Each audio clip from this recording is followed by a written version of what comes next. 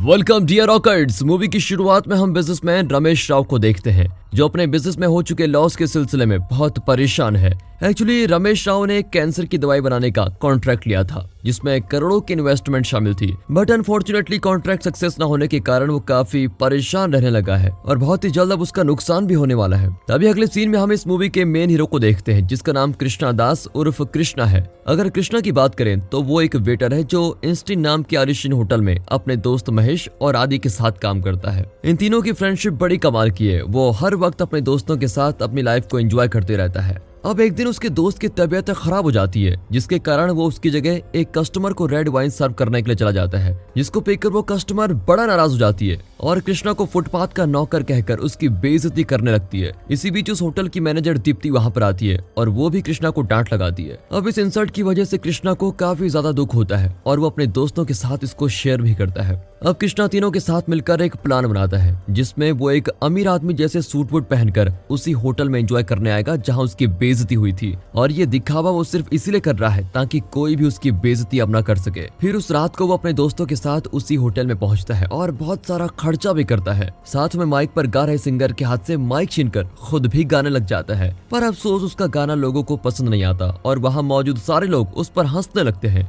पर वहाँ मौजूद एक लड़की कीर्ति को कृष्णा का गाना बहुत पसंद आता है और वो उसे गले लगाकर उसकी तारीफ करने लग जाती है। ये देखकर तो कृष्णा भी काफी हैरान हो जाता है और सोचने लगता है कि वाकई में मैं कितना टैलेंटेड हूँ यार। अब पहली मुलाकात में ही कृष्णा को कीर्ति से प्यार हो जाता है और वो उसे फॉलो करने लगता है। तभी वो बाहर देखता है कि कीर्ति का बॉयफ्रेंड उसको छेड़ रहा है, जिसके बाद वो वहां जाकर उसको मारने लगता है। फिर वहां से ये दोनों किसी होटल के बार में जाते हैं और एक दूसरे के साथ ड्रिंक्स शेयर करते हैं। इसी बीच कृष्णा अपने दोस्तों को इग्नोर करते हुए कीर्ति के सामने बड़ी बड़ी फेंकने लगता है जैसे कि वो बहुत बड़ी रईस की औलाद हो। ये सुनकर तो कीर्ति भी उसे बहुत अमीर समझने लगती है। अब एंजॉय करते करते कीर्ति कुछ ज्यादा ही पी लेती है। ये देखकर कृष्णा उसको होटल के एक रूम में सुला देता है और खुद भी एक सोफे में जाकर सो जाता है। फिर अगली सुबह जब कीर्ति को होश आता है तो उसके बाद वो दोनों वहां से निकल जाते हैं। उसके बाद कृष्णा फिर से होटल में आता है जहां उसका दोस्त उसे कॉल करके बताता है कि कीर्ति तुम्हारा इंतजार कर रही है। ये सुनकर तो कृष्णा उसी होटल में आए हुए एक रईस कस्टमर की एक्सपेंसिव कार में कीर्ति को लॉन्ग ड्राइव पे लेके जाता है। अब रास्ते में उसे अपने दोस्त की कॉल भी आती है जो कहता है कि तू कीर्ति को सब कुछ सच सच बता दे कि तू एक वेटर है, कोई अमीर नहीं।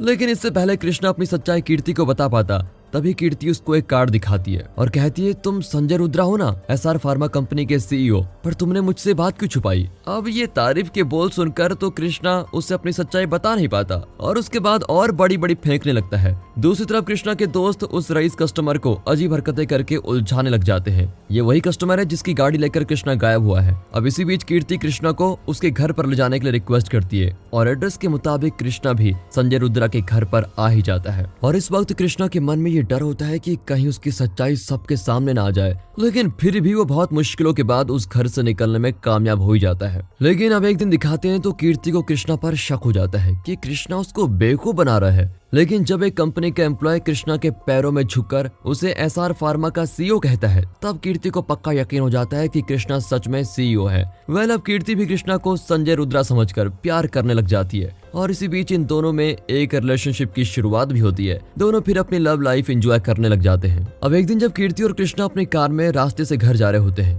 तभी एक आदमी उन्हें ओवरटेक करके निकल जाता है, जिसका गुस्सा आकर कीर्ति कृष्णा को उस आदमी को ओवरटेक करने के लिए कहती है और फिर ये बात मानकर कृष्णा भी उस कार को ओवरटेक करता है और साथ ही साथ उस कार के शीशे पर कॉफी फेंक देता है। लेकिन अगले दिन होटल की मैनेजर से कीर्ति को सब कुछ पता चल जाता है कि कृष्णा एक मामूली वेटर है, वो सिर्फ उसको बेवकूफ बना रहा था और फिर मैनेजर भी उन तीनों को होटल से निकाल देती है। अब कृष्णा की असलियत कीर्ति के सामने आ चुकी है, जिस वजह से कीर्ति को बहुत बड़ा सदमा लगता है और वो उससे ब्रेकअप करके चली जाती है। अब यहाँ दिखाते हैं तो कृष्णा के घर का मालिक उसको भाड़ा न देने की वजह से घर से निकाल देता है। तभी वहाँ पर रमेश राव की एंट्री होती है और वो उस घर के मालिक को 2 साल का किराया एडवांस में देकर उन्हें बचा लेता है। फिर वो कृष्णा को अपने घर लेके जाता है। ये सब देखने के बाद कृष्णा और उसके दोस्त चौंक जाते हैं कि आखिर ये है कौन और आखिर हमें बचाना क्यों चाहता है। फाइनली कृष्णा जब रमेश राव के घर पर पहुंचता है तो वो उसे रियल वाले संजय रुद्रा की तस्वीर दिखाता है, जो देखकर तो कृष्णा हक्का बक्का हो जाता है। एक्चुअली बात यह है कि संजय रुद्रा की शक्ल सेम टू सेम कृष्णा की तरह ही दिख रही होती है, यानी कि ये दोनों दिखने में एक जैसे हैं।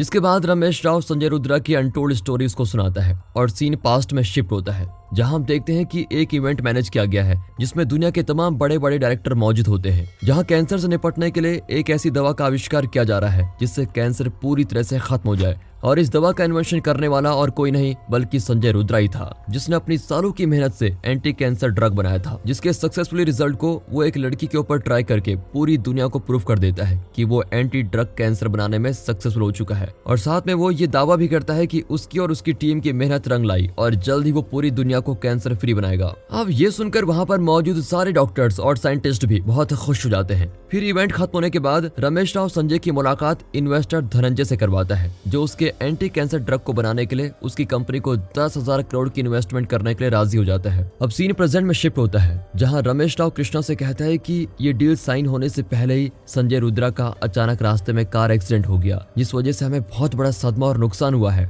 और साथ ही साथ वो उसको ये भी बताता है कि संजय की मौत की खबर उसके परिवार वालों को अभी तक पता नहीं चली है और न ही इस कंपनी में इन्वेस्टमेंट करने वालों को। और अगर संजय की मौत की खबर लोगों को पता चल गई तो कंपनी बर्बाद हो जाएगी और वो सब रास्ते पर आ जाएंगे। जिसके बाद रमेश राव कृष्णा को संजय बनने के लिए रिक्वेस्ट करता है और ये सुनकर तो कृष्णा को बहुत खुशी होती है, क्योंकि वो पहले से ही संजय रुद्रा बना घूम फिर रहा था, इसीलिए वो इस मौके का फायदा उठाकर इस काम के लिए मान ही जाता है। अब कृष्णा का पूरी तरह से हुलिया चेंज करके उसे हूबहू संजय रुद्रा की तरह बना दिया जाता है। जिसके बाद रमेश राव कृष्णा को संजय रुद्रा की फैमिली से मिलवाता है, जिसमें वो संजय की माँ को देखता है जिसे पैरालिसिस होता है। फिर वहाँ से निकलने के बाद रमेश राव उसको एक्सीडेंट की जगह दिखाता है जहाँ संजय की मौत हुई थी, और साथ में ये भी बताता है कि किसी ने उसकी गाड़ी के शीशे पर कॉफी फेंक दी थी, जिस वजह से उसका कार एक्सीडेंट हो गया। ये सुनकर तो कृष्णा के होश उड़ जाते हैं और उसे याद आता है कि वो इंसान तो मैं ही था जिसने उस दिन ओवरटेक करने वाले के शीशे पर कॉफी फेंक दी थी। मतलब यहाँ पर हम समझ सकते हैं कि संजय रुद्रा का मौत का जिम्मेदार और कोई नहीं बल्कि हमारा कृष्णा ही था। इसका पता चलने के बाद कृष्णा को बहुत बड़ा सदमा लगता है और उसे दुख भी होता है कि उसकी गलती की वजह से एक बेचारे इंसान की मौत हो गई।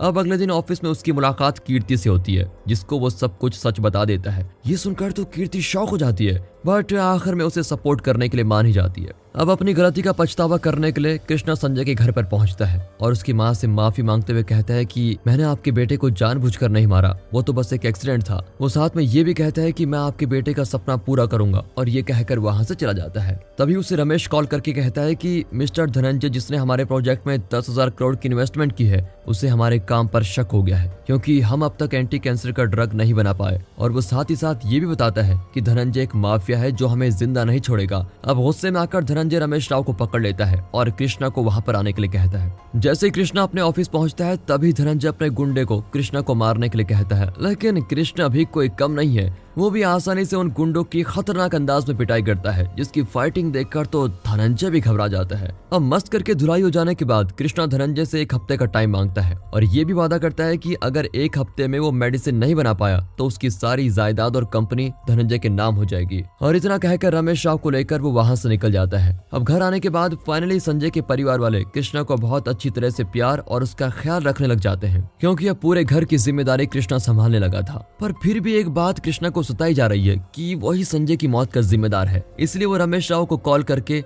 सबको पूरी हकीकत सच बताने के लिए रिक्वेस्ट करता है। जिसके बाद होता है इस मूवी का सबसे बड़ा खुलासा, जिसमें रमेश राव कृष्णा से कहता है कि तुम्हें किसी को सच बताने की जरूरत नहीं है, क्योंकि संजय रुद्रा अभी जिंदा है। ये सुनकर तो कृष्णा भी हैरान हो जाता है। तभी रमेश राव कृष्णा को इसके पीछे की अनटोल्ड स्टोरी सुनाता है, जिसमें वो बताता है कि संजय के पापा और प्रोफेसर ने मिलकर एंटी कैंसर ड्रग की खोज की थी। संजय के पापा की मौत के बाद प्रोफेसर ने संजय को ही अपना असिस्टेंट बना लिया, और असिस्टेंट बनने के बाद संजय ने कैंसर की दवा कैसे काम करती है उसके बारे में पूरा सीख लिया। और जब संजय पूरी तरह से समझ चुका था कि एंटी कैंसर ड्रग कैसे बनाया जाता है, तो उसके बाद संजय ने प्रोफेसर को धोखा देकर उन्हें बंदी बना लिया और खुद उस छोटी सी बच्ची स्टेला को लेकर दुनिया को ये दिखाता है कि उसी ने कैंसर ड्रग बनाया और उसका रिजल्ट भी सक्सेसफुल बनाकर दिखाया है। और इस तरह झूठ बोलकर वो सारे लोगों का भरोसा जीत लेता है। जिसके बाद धनंजय भी लालच की वजह से 10,000 करोड़ की इन्वेस्टमेंट करने के लिए रेडी हो गया था। तभी सीन शिफ्ट होता है और हम उसी लैब में काम करने वाले एक दूसरे वर्कर को देखते हैं, जो संजय को बताता है कि जिस एंटी कैंसर ड्रग को हमने दूसरे पेशेंट पर ट्राई किया था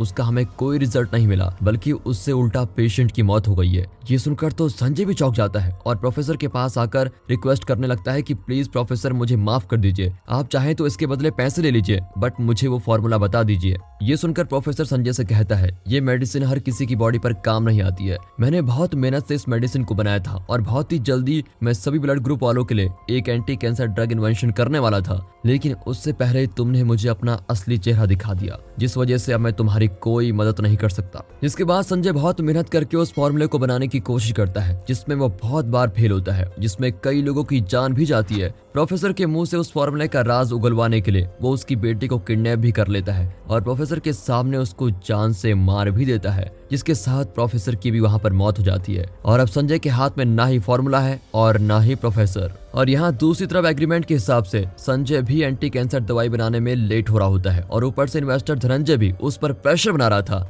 और अब सीन प्रेजेंट में शिफ्ट होता है। हम रमेश राव को संजय से बात करते हुए देखते हैं, जो उसे बताता है, मैंने पहली बार कृष्णा को होटल में देखा था, जिससे हूबहू तुम्हारी शक्ल मिलती है, जिसे मैंने पैसे का लालच देकर हमारे जाल में फंसा लिया। और अब साथ ही हमें ये भी पता चलता है कि उस घर में सिर्फ संजय की माँ ही ओरिजिनल कैरेक्टर थी, बाकी सब खरीदे हुए आर्टिस्ट थे जो बस संजय के परिवार वाले होने की एक्टिंग कर रहे थे। अब रमेश राव की सारी बातें सुनने के बाद कृष्णा को बहुत बड़ा झटका लगता है और उसे संजय की पूरी असलियत का पता चल जाता है। इसी बीच कृष्णा को ढूंढते हुए पुलिस अरेस्ट करने के लिए आने वाली होती है, क्योंकि संजय पर 10,000 करोड़ का स्कैम करने का इल्जाम लगा हुआ है। इसलिए वो अपने दोस्त को कॉल करके कीर्ति से मिलने के लिए निकल पड़ता है, जहां कीर्ति को कॉल करने के बाद उसे एक और झटका लगता है, जिसमें उसे पता चलता है कि कीर्ति ही वो लड़की थी जिसने पहली बार उसको देखा और उसी ने उसकी फोटो संजय रुद्रा को फॉरवर्ड की थी। मतलब इस खेल की सबसे पहली मास्टरमाइंड कीर्ति ही थी, जिसने कृष्णा के भोलेपन का फायदा उठाकर उसे संजय के जाल में फंसाया। और इस लड़की का रियल नाम डॉली है। अब पुलिस की खबर लगने के बाद वो तीनों वहां से फरार हो जाते हैं और इस तरफ संजय भी बहुत गुस्सा करने लग जाता है, क्योंकि वो तीनों भी पुलिस के पकड़ में नहीं आ रहे होते हैं।